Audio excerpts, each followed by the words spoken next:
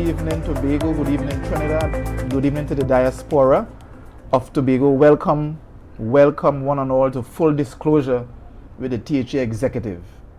Tonight I am standing in for Pastor Baines. My name is Trevor James. Our guest tonight is the Secretary of... Get the name right, Trevor. Tourism. The Secretary of Tourism, Culture, Antiquities, and good. Transportation. Excellent. The Honorable Tasha Grace Boris. Good evening. Welcome, Trevor Williamson James. Good evening to Tobago. Good evening to all of our viewers, whether they're here in Tobago, here in Trinidad, or in the wider world. Good evening, and thank you for having me.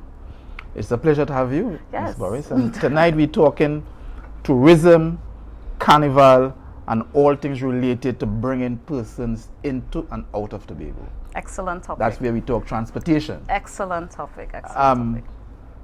Ms. Boris, we have been engaged in this discussion where we've been told that tourism is to Tobago what energy production is to Trinidad.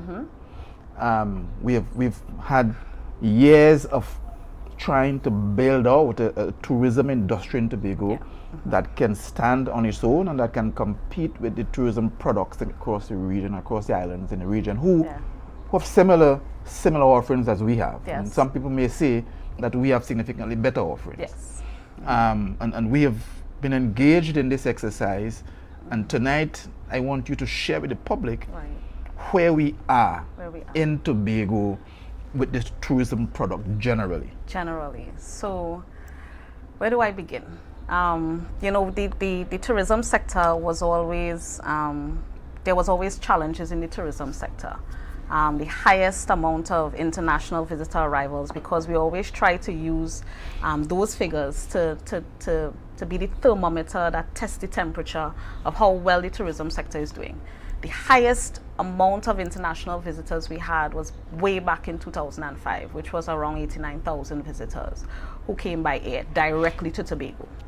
And we have had steady decline every year since then. The lowest we have had, putting aside the COVID years where, you know, everybody knows what happened with COVID, but in 2019, which was the year before we shut down because of the pandemic, the tourist arrivals, the international air arrivals at that time stood at just over 19,000 persons. And at that time, we only had three direct flights coming into the island, 2 from the UK, 1 from Germany.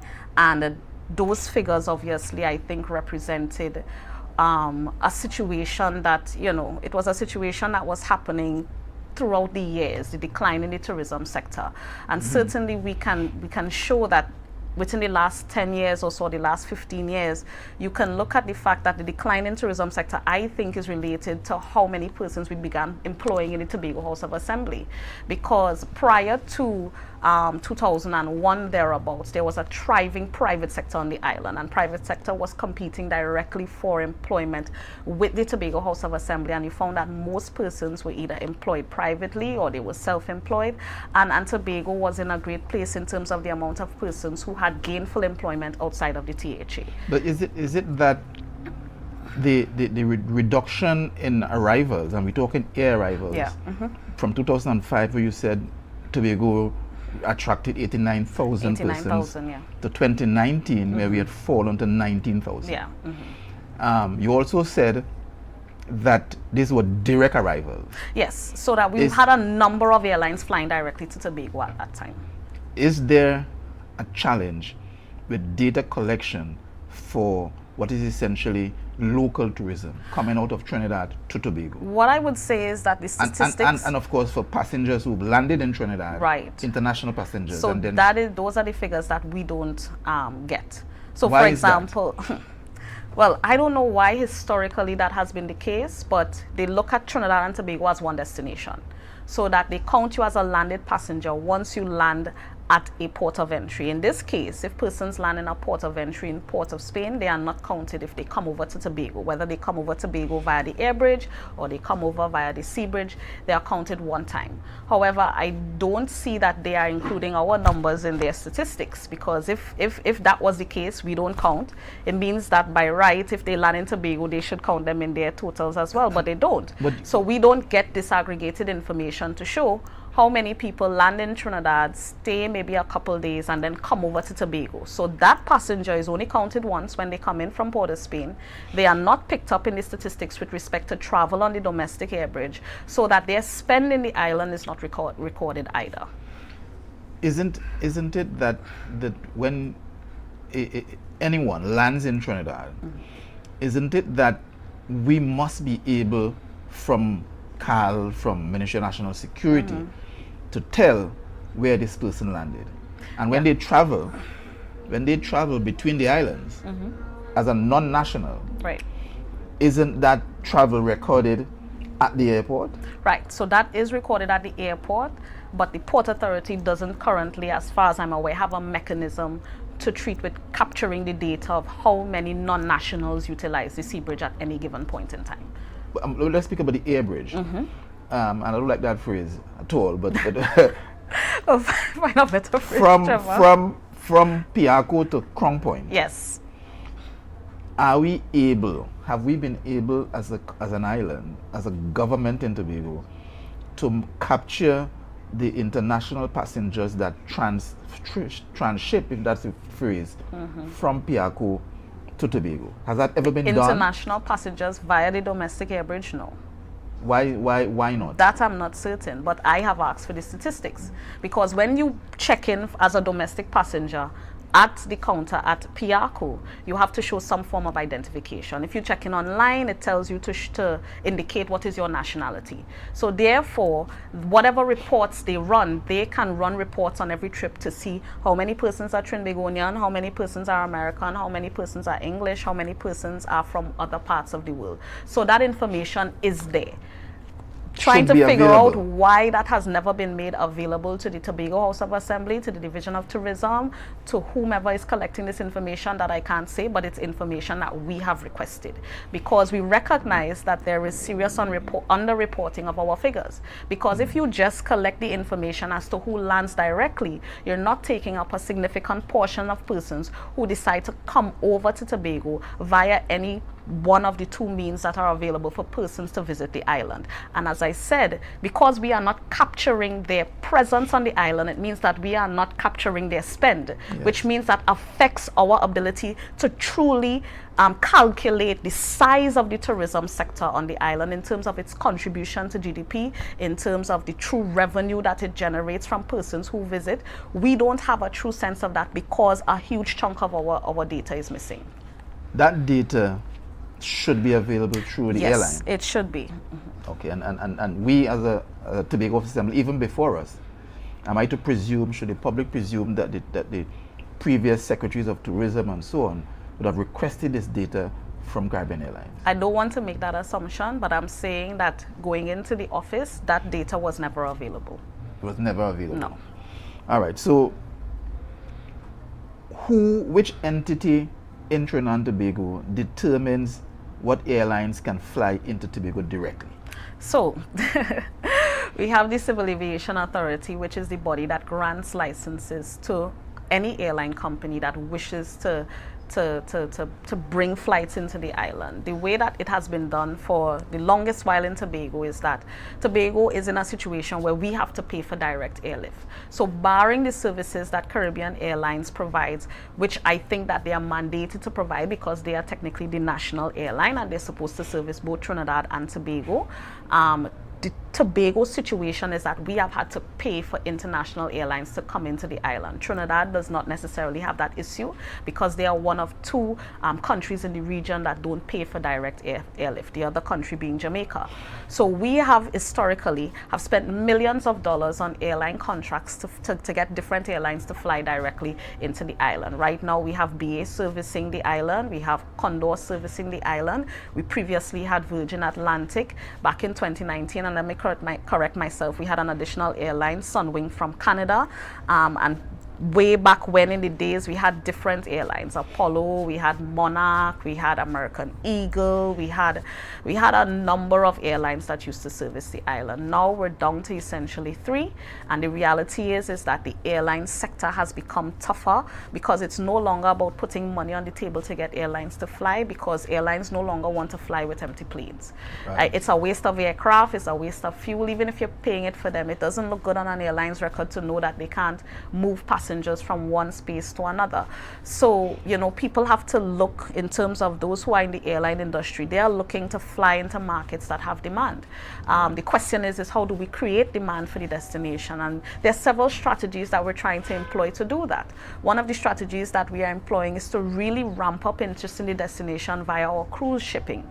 Because what you have is that when you have a cruise ship that could come with 3,000 or 4,000 passengers on one call, and you bring them into the island for 8 hours, and you give them a taste of the best that the island has to offer, then we have to have a strategy to convert those possible 2,000-3,000 persons who come off into the destination and experience the destination for 8 hours, convert them into landed passengers. And that is how one of the strategies that we're looking at to create demand. So for example, last cruise ship season, which was the season we had immediately after we reopened our borders with respect to COVID and opened up the economy and that kind of thing, we had just about 40 cruise calls to the islands, and we brought about 40,000 persons, 46,000 persons visited the island. They came off, they went on tours, they walked around Scarborough, they purchased craft items, they went to Pigeon Point Beach, they enjoyed themselves. So that's 46,000 international cruise ship arrivals, which is not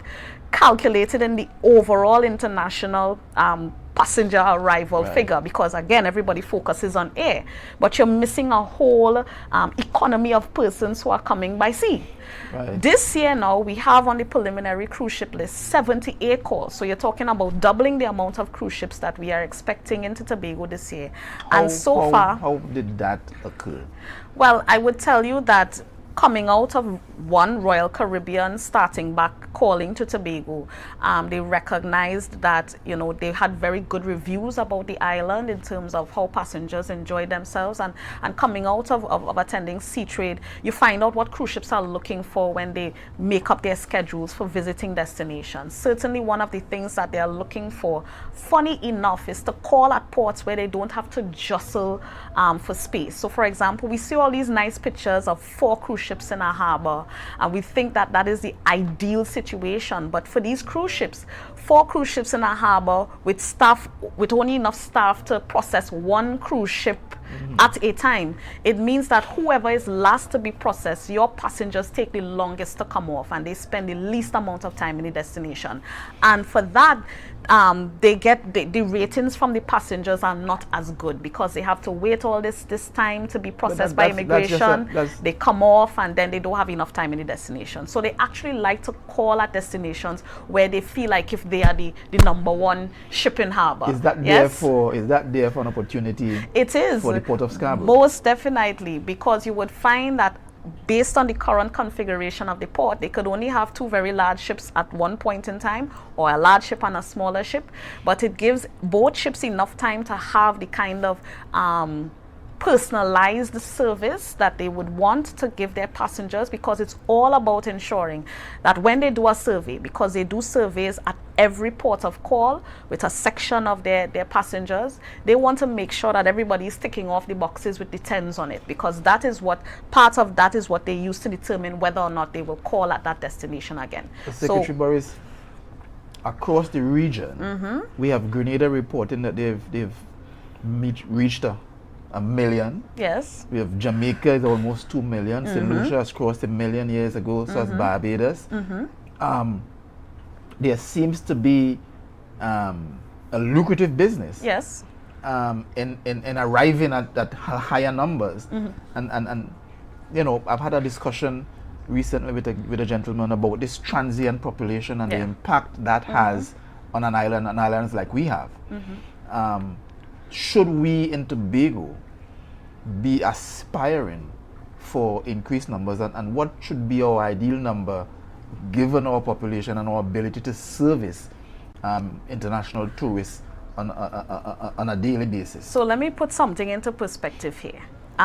It's not just about having cruise ships arrive, because there's a whole ecosystem that has to be built out to ensure that we can properly manage the numbers that will come with that. Right. Right now, the infrastructure doesn't allow us to have any more ships than we've had, because you were talking about bringing on stream, for example, the new port at Scarborough, and that will exponentially increase our ability to attract bigger vessels and more vessels in at the same time. Right. But building out part of the infrastructure that also has to be built out consequent to that. And again, as I said, these are what cruise ships are looking for. They, for example, in Puerto Rico, they have a system where they can disembark a cruise ship and board cruise ships at the same time. So they are looking at ports that allow seamless operations. They don't want bottlenecks for their passengers. You also have to look at, you also have to have capacity, because we're talking about our transportation providers. Every single year we have challenges with ground transportation to service the cruise ship. Why? The same drivers who are driving tourists for cruise ship are the same drivers who are driving school children on a morning. So when they have to drop off school children on a morning and then rush to be on time to pick up tourists at the port, that presents a challenge. And also to bring them back from wherever they've spent their 8 hours on the island and yet still have to fulfill their obligation as school bus drivers. We cannot have the same people doing multiple jobs at the same time, because we're going to always have challenges. We would not have enough ground transportation for the amount of ships we want to bring in. In addition to that, when you're talking about moving that amount of people in your island at any point in time, you have to make sure that you have the requisite hospital services in case something goes wrong. You have to be able to manage any incidents, whether it be one isolated incident with one passenger, or God forbid if there's a mass casualty incident. What are your mechanisms in place to be able to isolate those persons, to be able to treat them in a timely fashion? We know the challenges we have with our healthcare system. So when you talk about bringing 5,000 people into the island in one day and carrying them to populous areas and have them moving about the island, you're talking about ensuring that all of your other systems are in place to ensure that they could come here safely and get back on the ship safely. So if I understand you're suggesting that apart from the development required to bring additional persons to Tobago, which obviously is a major economic benefit. Yes. There is a need for improvement in infrastructure. Yes. The need for improvement in excursion sites. Yes. Mm-hmm. And so my next question is, what has been your development budget at the Division of Infrastructure, the Division of literally no money. Tourism. No money. For advertisement, for infrastructural development, for infrastructural support for hotels and staffing and training and that kind of stuff. I ask myself if we're truly serious about tourism. I'm not saying we the THA, because we know that tourism is the lifeblood of the Tobago economy, and we're trying to build out the industry. Well, it should be, yes. But the thing is but you understand where I'm coming from. If it is we have a vibrant tourist sector where we are attracting persons at all levels, all education levels, all backgrounds, to be able to find gainful employment, to be able to be remunerated at a particular level, fair days work for fair days pay, then it means that you have an industry that could compete directly with the Tobago House of Assembly in terms of jobs and job creation. And there is a myriad of opportunities available in the tourism sector for job creation. And you're not just talking about working in hotels, but all of the other ancillary services that make up the tourism ecosystem, and all of the persons who have both direct and indirect inputs into the system. So you're talking about opportunities for manufacturing, you're talking about opportunities, again, in terms of providing services to the sector, you're talking about agriculture and building out your agricultural systems to be able to feed more people. Yeah. Because when you talk about a transient population, they have to eat, they have to drink. Yeah. Where are they going to eat? Where are they going to drink? What they're going to eat, what they're going to drink. In addition to that, the recent situation with the Cabo Star has again highlighted the need that Tobago needs to have mechanisms for the direct importation of goods. It cannot be that the one cargo vessel that we have, it shut down and nothing could come into the island.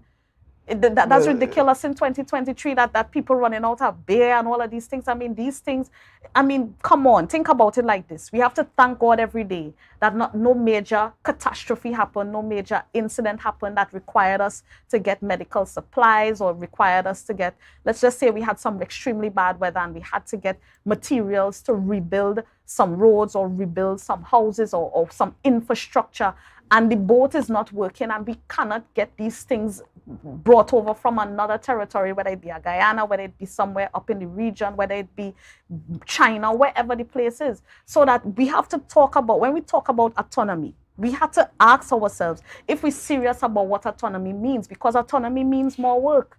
When you're asking to take care of yourself, take care of all of your needs, it means essentially that you're saying that I can take on the responsibility of taking care of myself. You don't have to take care of me. So it means that Tobago can get its own cargo boat. It means that Tobago will have the mechanisms in place to accommodate direct importation of goods and be able to craft our policies with respect to inward migration and immigration so that we can get talent on board in the island to be able to build out some of our economies. We can get more labor, because when you're talking about building out the island of Tobago, maybe the people who live here are not enough to do the job. You may have to look at getting more labor into the island to do some of the major projects that you would want to do. All of these things are part of the conversation. Is this, Secretary Boris, a willful structuring of the country of Trinidad and Tobago to ensure there is dependence of Tobago on Trinidad? Because you brought in autonomy into the conversation. So we have a situation where the founders of the country, as they like to call them, the fathers of the nation, right, along with the president at the time, structured the country in a particular way. And we in Tobago have been struggling for years in trying to say, to fight for international cargo, international direct importation. Is it willfully structured that way? And how do we prosecute this whole idea that the persons in Tobago are the ideal group of people who should determine for Tobago where we want to go? So to answer your question, if it was willfully done however many years ago, it is now that way by default. Because no prime minister, no administration in central government really sat down and decided consciously to interrogate the relationship between Tobago and Trinidad. Because in 1962, the story goes is that Trinidad and Tobago gained independence, but that is inaccurate. Trinidad gained independence from England, and Tobago also gained independence. What happened is that as soon as we gained our independence, we remained saddled. And from what I understand, the first drafting of the constitution that governs Trinidad and Tobago included an exit clause for Tobago to leave the union. That's the information I have. That's the mature thing to have done. And if that is true, and that was taken out, it means that we have been disenfranchised of the opportunity to say we want to go it on our own from since way back when. I understand the statistics would show that Tobago was a net exporter of agricultural produce to Trinidad. Yes. Net exporter. So they call us the bread basket of the country. We used to feed Trinidad. Now we are wholly dependent on everything coming from Trinidad. We have completely reversed the situation that existed years ago. And the question for Tobagonians, whether you live here or you live in Trinidad or you live in the diaspora or wherever you live, the question is are we really prepared for what it would take for us to be able to stand on our own 2 feet, even if we choose to stay in the union, because this is not necessarily a secessionist conversation. But the thing is that we should be able to say we want to stay in this union, but we want to stay on our terms. Are we ready to demand those terms? Are we ready to stand up and say this is what we are willing to accept and this is what we're not willing to accept? I believe that the results of the last election, based on the campaigns that were run, demonstrate that a large portion of the island certainly seem to be ready. But let's go for a break. We are on full disclosure with Secretary Boris, Secretary of Tourism, Culture, Antiquities and Transportation. We'll be right back. Mount Pleasant Credit Union Back to School Loan Promotion. Loans up to 15,000. Requirements: job letter and a payslip no more than 1 month old. Utility bill, copy of book list, salary deduction, 10% down payment. For self-employed persons, evidence of income and expenditure, bank statement, 12 to 18 months. Other supporting documents. Promotion ends October 18. Contact us at 639-8375 or 8108 or check us out on www.mpcutobago.com or email us at loans@mpcutobago.com. Mount Pleasant Credit Union's Back to School Loan Promotion.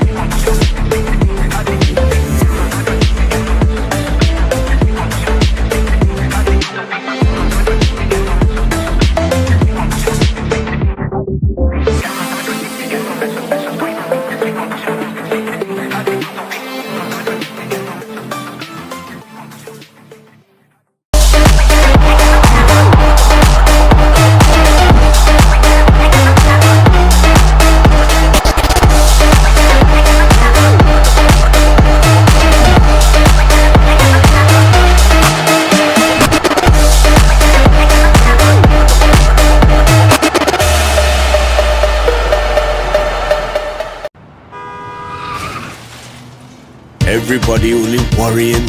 Never ever worry. Don't mind how things looking hard. I tell them never ever worry. If your nice can't get damaged bad. I tell them never ever worry. What I'm saying is true. So just consider Tatil is always right here for you. I tell them never ever worry. Don't mind if life make you sad. I tell them never ever worry. If your house get flooded out real bad. I tell them never ever worry. What I'm saying is true. So just consider Tatil is always right here for you. I tell them never ever worry. If sickness catch you off guard. I tell them never ever worry. If times fall on you real hard. I tell them never ever worry. What I'm saying is true. So just consider Tatil will always be here for you. Never worry about a thing. Tatil, where people are people. You know what I mean. Jimmy's Holiday Resorts has 1, 2 and 3 bedroom fully self-contained apartments located at the heart of Crown Point. Minutes walk to the popular beaches, restaurants, bars and the airport. Enjoy our amazing amenities such as fully equipped apartments complete with Wi-Fi, AC, TV and a pool and a mini-mart on the compound. Call 639-8292 or 8929. Jimmy's Holiday Resorts is your family's home away from home.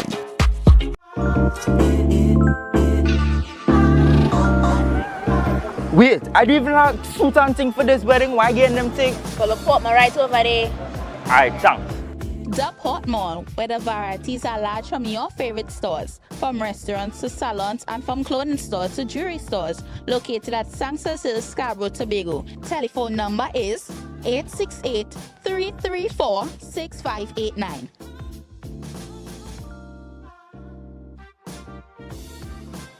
Wow. I didn't expect to see you here. Look good. Thanks. It's all because of you and Port Mall. But here now I'm going to tell you want to join me. Yeah, that's okay. Alright. Beat the rush and come on down to the Port Mall. Summerama, real steam for the summer at Standard. It's a dream for the summer. Dreamy, steamy, Standard. What you have? All the best deals, no drama. Standard be beat like a hammer. Go tell a friend, tell your papa, tell your mama. We got more. Standards have what you're searching for. Quality brand, discounts galore. New things for the summer, online in store. Summertime is here, so make the most out of it at Standard. Never beaten on quality and price. It's nice.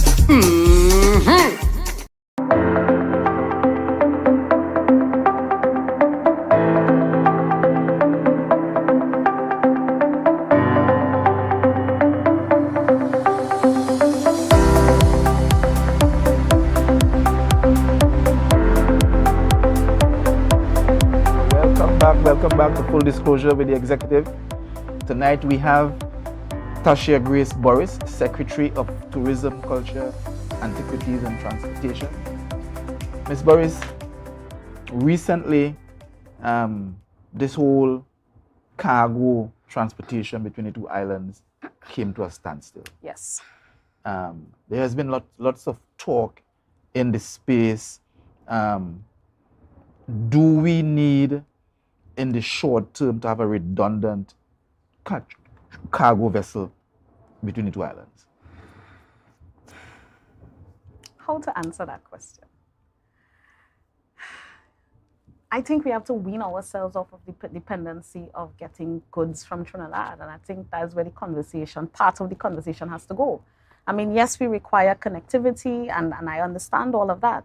But the world is a very, very huge place. And Tobago should not just put all its eggs in one basket with respect to only having one channel of cargo shipping line direct to Trinidad, when there are other territories like your Guyana, other territories like your Panama, other territories like the rest of the Caribbean region, that we are, from a geographic perspective, very well positioned to accept direct importation from all of these other places. And I think that when you open up the possibilities for us to be able to import directly from other territories, certainly we will see cost savings. Certainly we will collect more taxes on the island of Tobago. I see more benefits for the people of Tobago if that becomes a reality sooner rather than later. Well, we're building to that in the new city of Scarborough. But what prevents the THA now and in the past from pursuing relationships with cargo vessels to land in Tobago?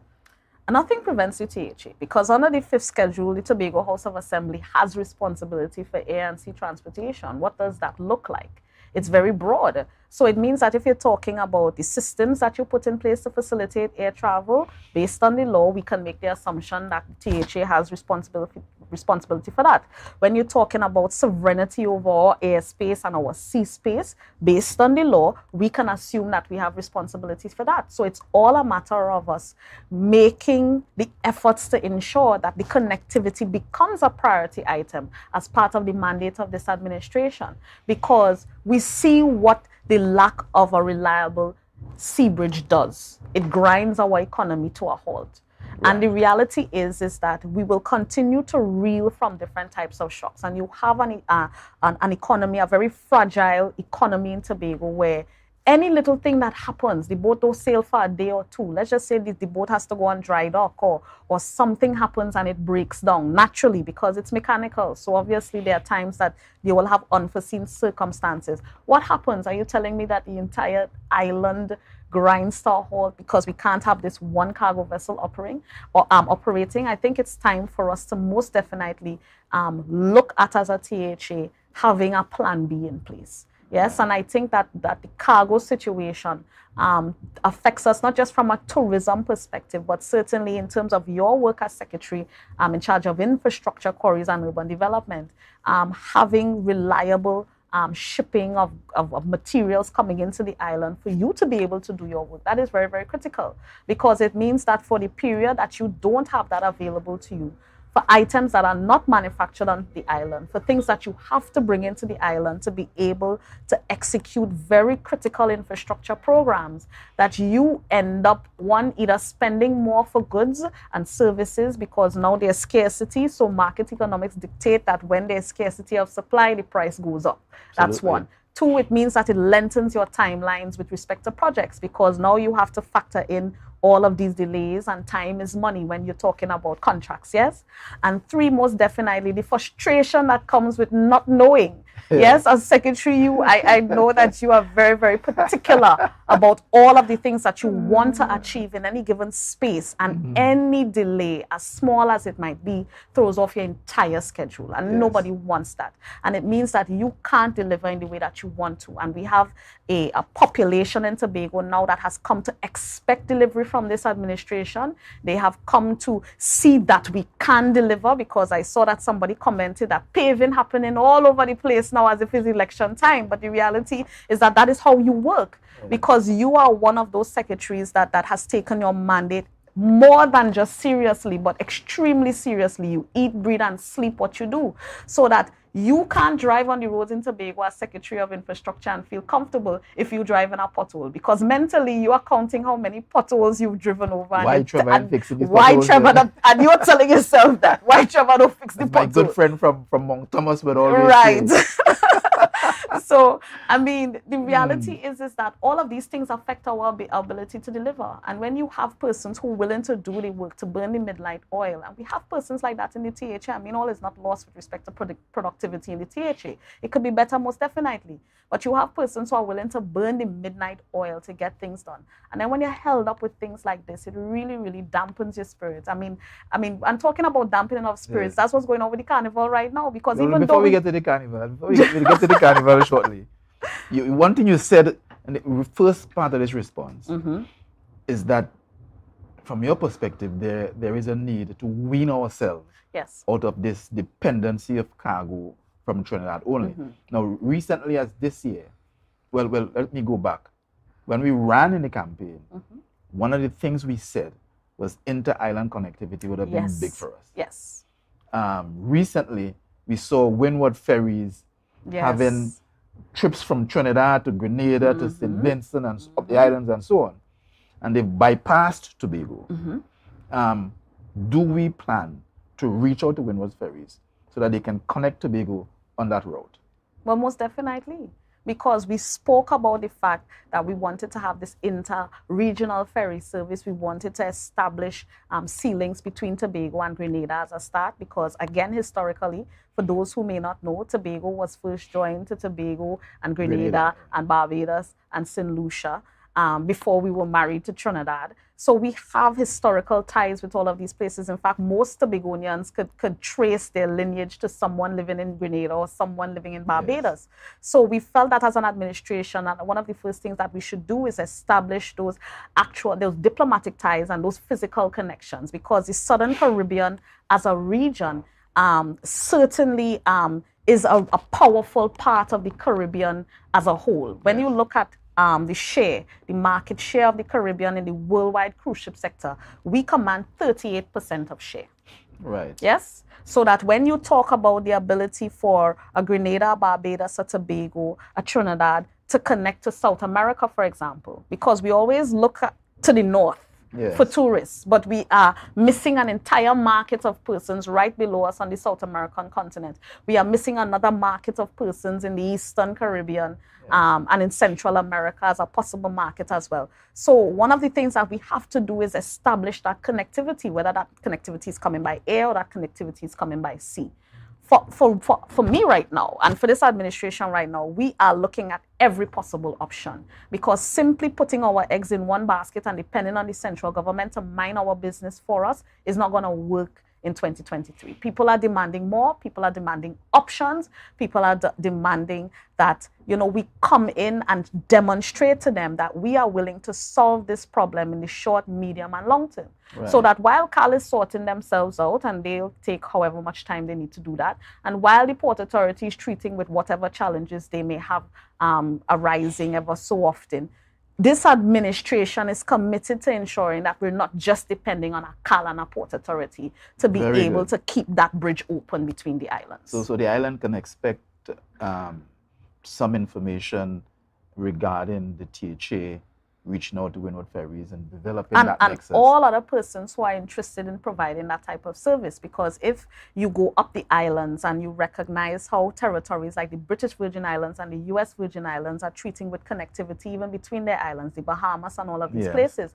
they actually have different private companies who are doing ferry services between the major islands in these for these countries. So that just simply limiting our options to a Port Authority with 2 vessels or 3 vessels might not be enough. Yes, we have to do the research, we have to crunch the numbers, we have to look at the economic data and the economic impact, the cost-benefit analysis, and the possible return on investment. But you see, the sad thing is that this conversation has been made into a money conversation, because you always hear from CAL, oh, they're making a loss on the Tobago Air Bridge. But this is public transportation. no I public don't for 1 minute believe that they're transportation. making a loss. Well, I don't. I've looked on recently and seen them put out this big advertisement where they've essentially made Barbados and St. Lucia hubs. yes. And they've left And they Tobago have out of the loop. increased flights across the Caribbean since the beginning of the year. And yet still we cannot hear when we are going to get increased flights for the people that they are mandated to serve. They don't have a contract with St. Lucia. They Who don't have a contract subsidize with them? Who Barbados. subsidize You them have as a well? contract with the people of Trinidad and Tobago, not just Trinidad. Yes. And the reality is that it has pained me as tourism secretary, even in their first set of marketing when they had all of the connective dots going through the Caribbean, they bypassed Tobago completely. And then I think there was an uproar and then they changed the marketing materials. So we saw the dot appear in Tobago. But every other month I was hearing that additional flights were being put on in different places. St. Martin, Barbados, Antigua, St. Vincent, St. Lucia. They're all their major festivals. Most recently, Cricket Carnival in Guyana. Yeah. Cricket Carnival in Guyana. But we have a carnival going on in October. Given that these small planes were bought essentially, were released essentially to service the connection between Tobago and Trinidad, wouldn't it be more beneficial for the country of Trinidad and Tobago for the flights going to the islands to originate in Tobago instead of Trinidad? It will help build our tourism sector exponentially. Because again, coming back to the reality, Trinidad does not pay for airlift. Yeah. So if we have a national airline that could service us domestically, regionally, and internationally, then Tobago has to be included in their schedule. Up to recently, maybe last 2 weeks I checked, there was nothing on their system with respect to the direct flight on Cal from JFK after the first week in October. Nothing, no communication, anything to say, well, okay, we're taking it off or we're changing the day or whatever as the case might be. And this is a flight that the diaspora uses to come back home. And that is a flight that they were depending on to come back home for the carnival. We got a lot of complaints about that flight. And we have gotten a lot of complaints. While we were at the other place. And, you know, it is sad almost. It feels like if Tobago has to beg to be considered. Because I don't understand what the mandate of CAL is, if not to serve the interests of the shareholders who are the people of Trinidad and Tobago. But again, as I said, they probably forget the people in the and the people in Tobago and just concern themselves with the shareholders from Trinidad. But the reality is that the taxpayers of Tobago, the people who live here, also contribute to this service. How? And we were told by a member of parliament who shall remain nameless at this point that new planes were bought to service the air bridge. Yes. Where has they've gone to Barbados? It has not materialized. But yet still, despite all of those challenges, and I would say despite all of those challenges, we have seen an uptick in the numbers of persons coming to Tobago, which says to me that there is a demand for the destination. So regardless of these are both international and domestic figures. So let me just put some things into perspective for you. I have the figures from January to August, domestic passenger arrivals by air to Tobago. So far, taking into account all the numbers that we have collected from January to August, so far we have welcomed 214,601 domestic passengers by air. And this represents an overall increase of 21% versus the previous term last year. So it means that even with the same 12 flights that we've had last year, that we have seen a demand, an increased demand for travel between the islands. These are Trinidad to Tobago flights. Yes, Trinidad to Tobago flights, domestic passenger arrivals by air. Has Caribbean Airlines indicated an intent to increase those flights? I know we had this not that I have seen. We're still waiting. The door is still open for the dialogue to happen. No one has closed that door. But again, I mean, I don't know what else we have to do or say to simply get the information to be made available to us. Because by right, and I said to them the same thing last year, people want to be able to plan their vacations or plan their business well in advance. Putting on flights today for tomorrow is not going to help us because at the end of the day, you're going to say that nobody fly on the plane But the people who were trying to book 2 weeks ago would have bought the tickets. The people who were trying to book a month ago would have purchased the tickets. The people trying to book 6 weeks and 2 months ago would have purchased the tickets. Nobody likes to travel on standby. Yes. Except if you're really, really desperate to travel. But nobody likes to travel on standby. I can hear your frustration. I am quite frustrated. How do we, as Tobagonians, change that status quo? Do we go cap in hand to the Minister of Responsibility for the airline and beg them? Do we go to Cal directly? Well, I'm not doing that. And beg them? So or do we make a plea for a change in the governance structure? What do we do? Certainly, autonomy is part of the plan, and that is a long-term strategy. But for me, the short-term strategy is to take out my eggs from Carl's basket, some of them, because nothing wrong with leaving somebody's eggs in the basket, because they'll do what they can. But it's time for us to take out some of the eggs from the basket and look for some other baskets. And hope, because at the end of the day, they still have, anybody who wants to fly into the country, whether they're coming to Tobago or coming to Trinidad, still has to go to civil aviation. Hoping that anybody who expresses an interest to fly to the destination can come to the THA and say, we want to fly to your destination. Would you support our application? And the THA will be willing to support any such application once it passes all the checks. Background checks are good, everything checks out with the proposal and the economics and etc. All of the applications, we are willing to support anything that ensures that we open up this sector to competition and to give our people more options when it comes to leaving the island and returning to the island with the least amount of hassle. Does that support guarantee that the Civil Aviation Authority will accept the proposal? No, it doesn't. But that is what political pressure is there for. Because it has to mean something for us to be elected representatives in Tobago, simply agitating on behalf of our people. We are not asking for extra planes to fly because we want the luxury of seeing planes landing in the airport.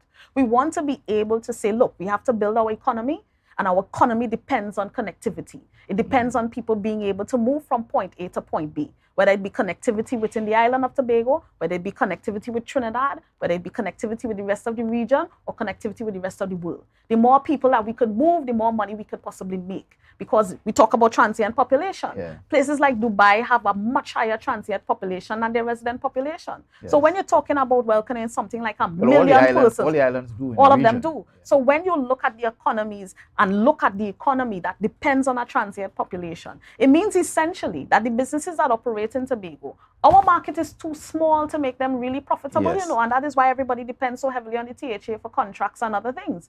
Because if you have a larger pool of people to serve with whatever good you're selling or whatever service you're providing, it means you're making more money. And you're not just depending on a limited $2.5 billion pie and hoping to get a piece of that. It means that the amount of money coming into the island is much greater, and you have access to a bigger piece of the pie. That is why connectivity is so important.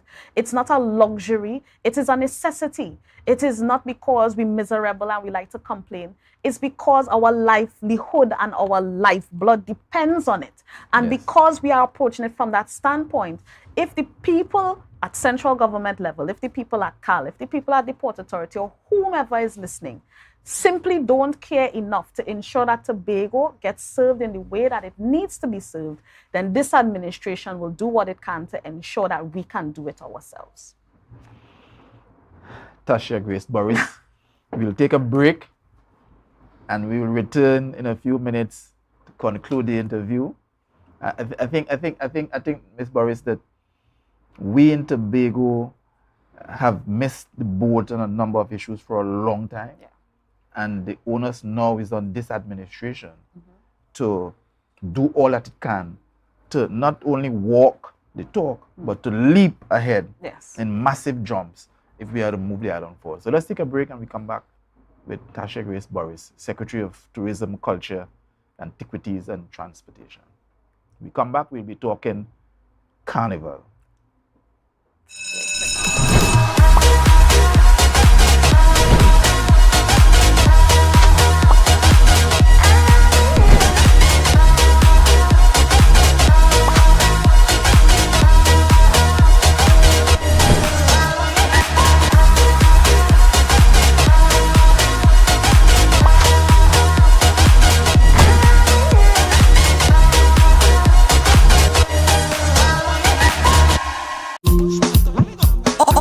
roads lead to the Roxborough Sporting Complex on Sunday 24th September for the Republic Day Cultural Show and fireworks. The cultural show will feature a steel band pre-show.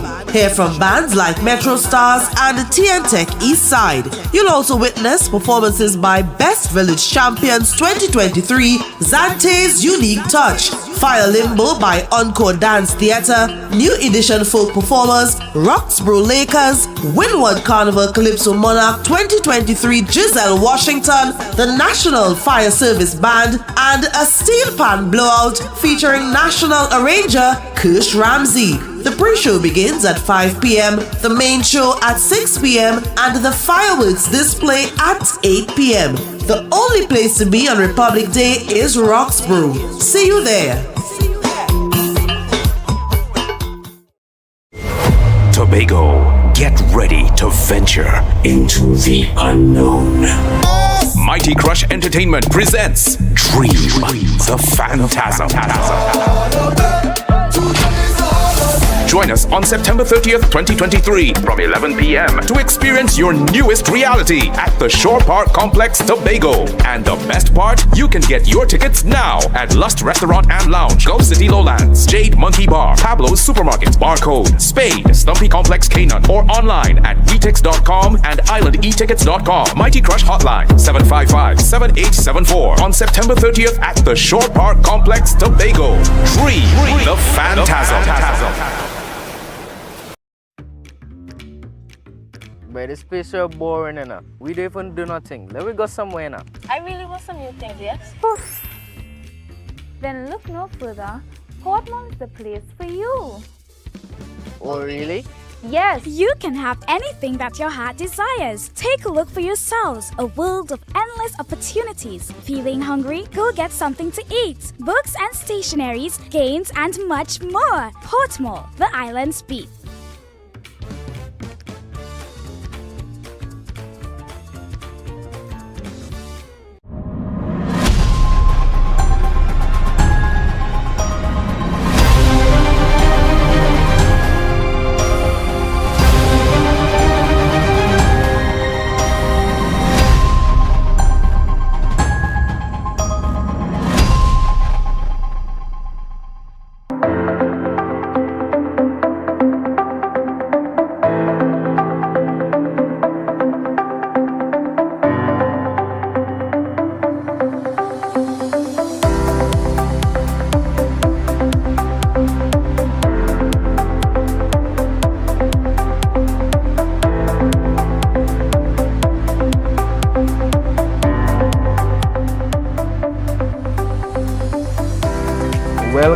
Welcome back to Full Disclosure with the executive. We have on set tonight Tasha Grace Boris, Secretary of Tourism, Culture, Antiquities and Transportation. Thank you. Ms. Boris, let's talk Carnival. Yes. A lot of people have been saying that there's been a very slow marketing campaign for this Carnival. What is this story? Not slow, you know. I mean, let me tell you something. Tobago has kind of become the land of festivals, land of events. Mm-hmm. So at any given time during the course of the year, something is always going on. We started marketing the Carnival before last year's Carnival was finished. I think everybody remembers us putting out these Save the Date jerseys. We gave them out by the hundreds on the parade on Sunday, and that was for a reason. Those jerseys were the start of our marketing campaign for this year. And those jerseys have gone far and wide. So I've seen those jerseys as far as Germany. So we're essentially telling the world, hey, what? Make plans for this year, the 27th to the 29th of October. Certainly what people can appreciate as well is that coming out of Carnival last year, you have to give each event or each festival its full opportunity to be marketed and to be front of mind in terms of the customers that you're trying to serve. But the reality is that while we were having marketing activities for all of those events, we were still selling the Carnival and selling the Carnival regionally, selling the Carnival internationally. So now we bring it home. We just finished Heritage. We just got over Independence. We had the launch at Bago Jam. We have our mass bands and they are already all excited to get on the road. We have our cultural groups who are ready to put on their presentations. We have had all of our consultations with the different interest groups who have some hand in the Carnival product, and they've all agreed that the best decision that we took was to centralize the activities this year. So to me, there's a kind of underground buzz for the Carnival. Yes, you might be seeing much things happening in the space just yet, because again, as I said, we have to give every single festival event, whatever, their opportunity to shine. We have Republic Day coming up and we're advertising this beautiful show that we're going to have up in Roxborough. But as soon as Republic is over and we take down the red, white and black bunting, you're going to see all of the Carnival paraphernalia grow up, all of the branding, all of what you came to see last year and to get excited about last year, because almost every morning people were waking up seeing some different element going up somewhere. I remember people seeing for the first time us taking over the Tobago sign at the airport, and they had the paint splashes and that went viral, and then that whole cutout we did of the jab that was there at the airport. So we have some surprises up our sleeve. This year we have some, I don't want to give away too much just yet, you know. we have as much as you're willing to. We have a lot of surprises up our sleeve. So the persons who will be participating as masqueraders and for the persons who will be looking on as spectators. So if you enjoyed yourself last year, this year will be no different. Once the weather smiles on us, and so far we've been seeing that we've been having more of a drier, rainy season than usual. I hope that weather maintains, because it means that we're going to have a beautiful time on the road. We have our calendar of activities out. We have a whole private calendar of events that are taking place in terms of fetes all across the island, different types of activities for different persons. I just want the Begonians to come out and support the Carnival. You may not be playing mass, but attend a fete. Come on the streets and spectate. Support your vendors. Support the persons who are putting their blood, sweat, and tears into bringing mass on the streets. There are different ways to lend their support. And certainly on the back end, we're trying feverishly to treat with these situations with people who want to come here, because there is a huge demand for people who want to come to Tobago to experience the Carnival. Has CAL agreed to put on extra flights? We haven't heard anything from CAL officially as yet. I haven't heard anything officially from CAL as yet. Are we making another overture to them? Certainly, the door is never closed in terms of making overtures. In fact, some of the stakeholders have gone directly to CAL themselves and indicated to them, look, we have to get over people here to perform. We have to get people over here to play mass. And they have been communicating with them for a couple months now in terms of how could we get these persons and guarantee that they could come when they need to and leave when they need to. So, I mean, Secretary James, we have been trying our best. I understand that the Port Authority, they put on the extra sailings, and I must thank them for that, because they recognize historically that any long weekend there's demand, they put on the sailings. So they knew that last year we were having a carnival, they put on the extra sailings, those sailings were sold out. They did the same this year, those sailings were sold out in a short order. So it means that there is demand for the product, there is demand for the carnival, and the people are coming. Whatever it is they can get here by, they are coming. So that I think the Port Authority is looking to see if they can add on some additional sailings to treat with some more demand that has come up, because persons, because they might be able to get tickets for the Friday, will now consider, okay, let me come up the Thursday instead. There are some persons who are saying, well, you know what, let me take the week and make it a vacation, so they would want to come up earlier in the week. And we have to see this as opportunity. The business sector, you had to try to get people to stay here for as long as possible, because the longer they stay on island is the more money that they spend. And we have to look at the opportunities available everywhere. The THA is making a significant investment to grow a Tobago Carnival product. And we want it to become a premier product that stands up to the rest of the world in terms of must attend carnivals by the people who are the purists. And we want to ensure that all the interests are served. The people who like the bikini beads and feathers, there's something there for you. The people who like the traditional mass, there's something there for you. The people who don't like to play mass but like to watch mass, certainly a show will be there for you. That would be me. If you want to line with your buddies, there is something there for you. The diaspora is begging to come home, because they have now adopted October as their let's come home and have a family reunion month. So they're coinciding all of their travels with October Carnival. So the way how people have Thanksgiving front of mind in the United States. They have October Carnival front of mind as the time to come back home to Tobago. So that we are saying, as long as you could get here, come home. As long as you've not been home in a while, come home for the Carnival, experience the Carnival. One of the biggest compliments I think that came out of Carnival last year, and I must again give kudos to the committee last year, despite all of the challenges, despite some hiccups, despite a number of things going on behind the scenes, I think that they pulled together to put on a very good showing in the first year. One of the things that I appreciated as a compliment was the fact that people felt safe on the roads. And that said something about the Tobago people. They said that people made them feel welcome. They felt like if they got more than value for money, because the price of costumes compared to what they pay in other places, you know, was very, very reasonable. But for what they got, for the price that they paid, they got personalized service. They got the good old Tobago welcome. They get the nice crab and dumpling to eat for lunch on parade day. They get the nice Tobago sweets, the tamarind ball, the sugar cake. And at everywhere they went, every turn, it was someone smiling in their face, welcoming them to Tobago, making them feel welcome.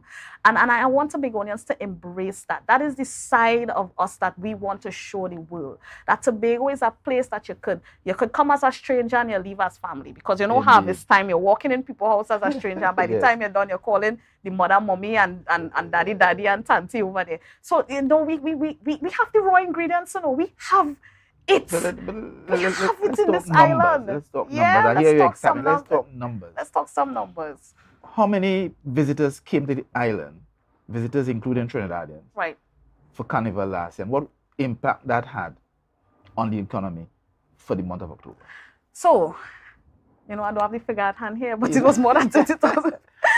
Now, the Carnival was proclaimed between a period. The Carnival was proclaimed from October 1st to October 31st last year. So that we count the Carnival as the entire period. Because regardless of how much airlift and sea lift you have, you could only bring in certain numbers at a certain time. So we looked at the entire period of the Carnival, where we had fetes, we had different activities, and we had the actual week of the Carnival and the weekend of the Carnival. So if I could recall correctly, the figures were something like 30,000. In fact, it could be more than that over the period. Is that number greater than, let's say, Heritage? Yes, yes. Is it greater than the supposedly national Trinidad and Tobago Carnival? No, not yet. Coming to Tobago? Not yet. Not yet. Not yet. But we have the potential to get there. We have the potential to get there. Because let's just say... Do we need 2 carnivals, Secretary Boris? Yes, we do. The reason why we need 2 carnivals is that we recognize that Carnival is a product that we can use to help sell Tobago as a destination. Right? We have sun, we have sand, we have sea, we have events. And that is what makes Tobago, I think, particularly unique. The other thing about a Tobago Carnival happening outside of the national carnival is that we get the opportunity to craft exactly what we want. In other words, we could turn the idea of what people think a carnival is upside down on its head. Who says that the parade or the bands have to be the last thing? We could start with that and end with a juve. You understand what I'm saying? We could craft it in any which way that we want or feel, because at the end of the day, the main reason for us having this carnival was for it to be a significant economic driver at a point in time in our normal year of activities where we would have depressed demand for the destination. So October is around a time traditionally where people have gone back to school, so your domestic arrivals start to fall off, whether it be by sea or by air. And then now it's getting into the beginning of the winter season. So you have a kind of little lull before you get hard into winter, because we start to see the numbers pick up around November, December, January for winter. So October has traditionally been a depressed time. Having the carnival now has brought a huge injection of income into the island around that time when we could not depend on that to happen. Yes, indeed. And carnival now falls at the beginning of the cruise ship season. Yes, yes. Have we had interest for cruise ships to dock for Carnival? So unfortunately, that has not materialized just yet, because cruise ships, when they plan their schedules, they plan 3 years out. Oh, 3 years. Yes. Okay. So when we announced last year, April, that we were planning a Carnival, the schedule for this year cruise season and next year cruise season has already generally been planned.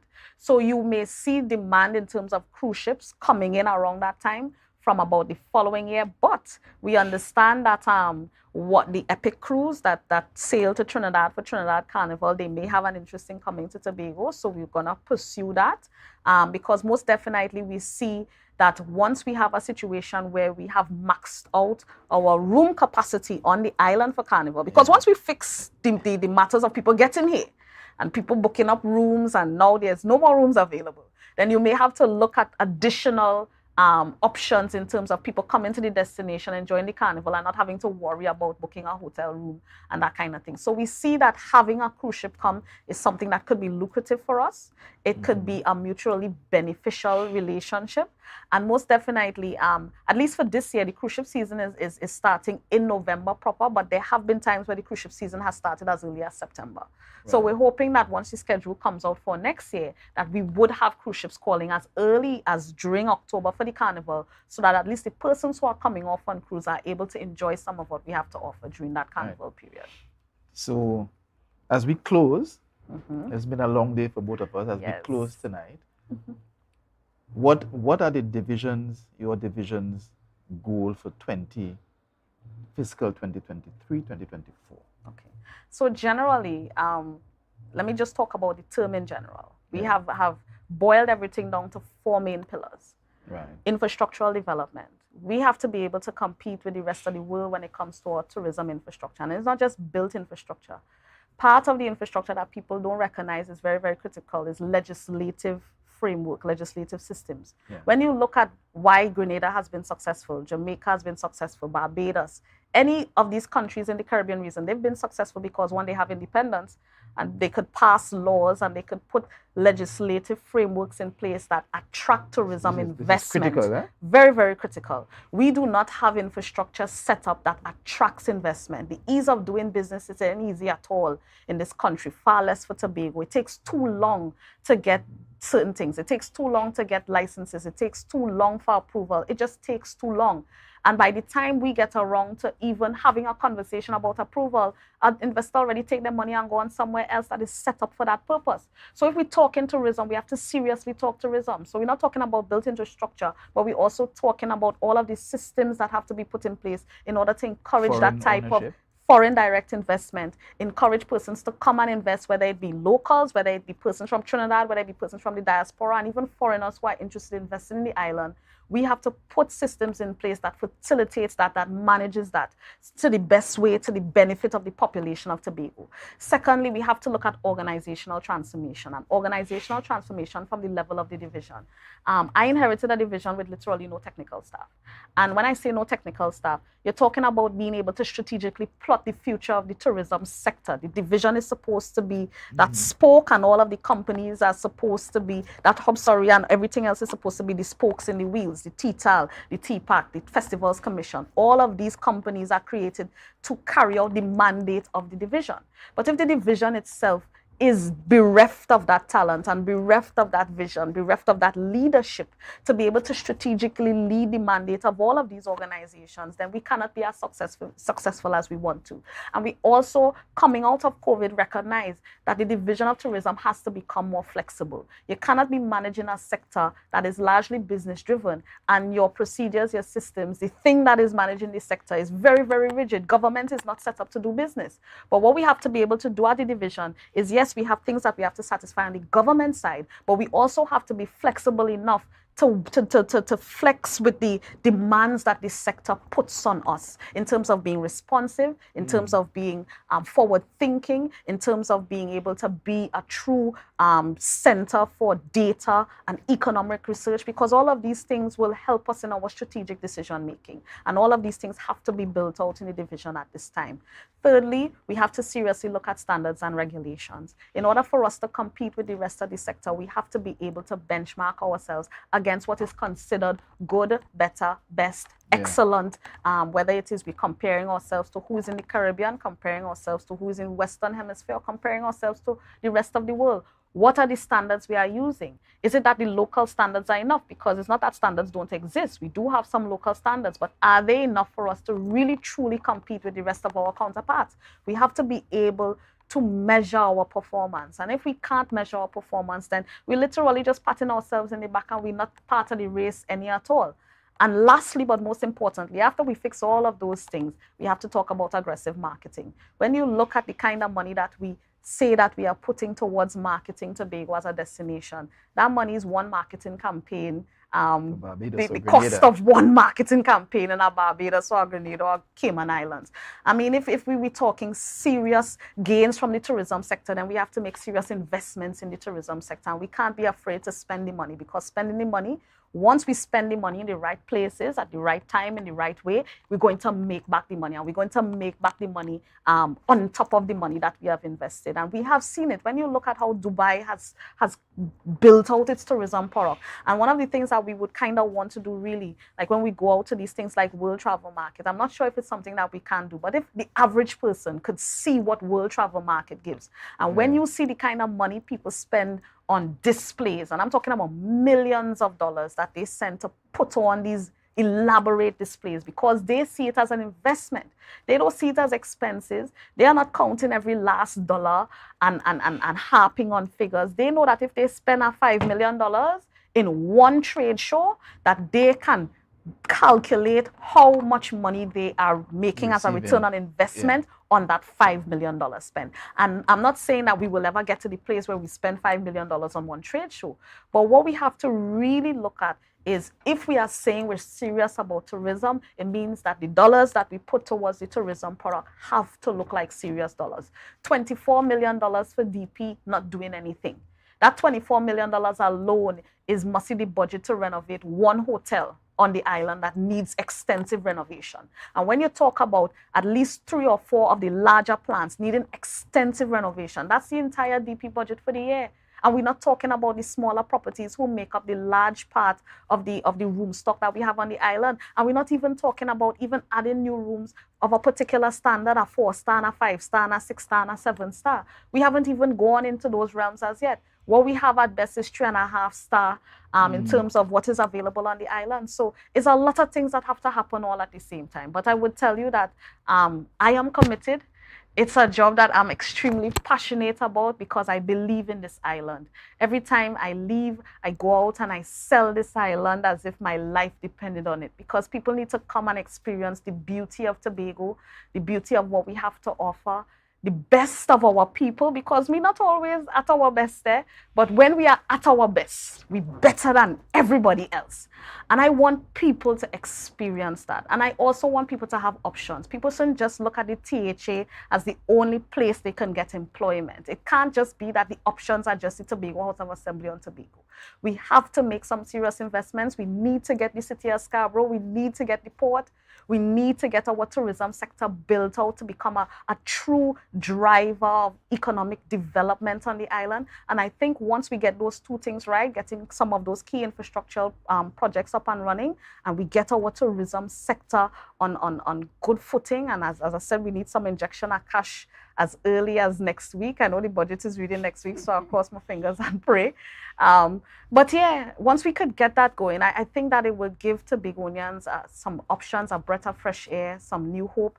And I have experienced service across the world. And I would tell you, when a Tobagonian welcome you into your home, it's like you don't want to leave. And we just need to be able to translate that type of service and that type of caring that we show to our work ethic. We have to translate that to when we walk into anywhere, whether you're working for the THA, whether you're working for the private sector, it doesn't matter. We have to be able to show the best of ourselves, because the world is waiting to come to Tobago. And when they come here, we have to make sure that they keep coming back, or they don't want to leave. Indeed. Ladies and gentlemen, a breath of fresh air in the Division of Tourism, Culture, Antiquities and Transportation. This has been the show, Tasha. Yes, it has been. This has been the show. Full disclosure with the executive tonight. I want to thank you. Thank you so much. And I want to invite you next week, Thursday again. We'll be back. Maybe Pastor Baines will be here. Good evening. Take care. Thank you.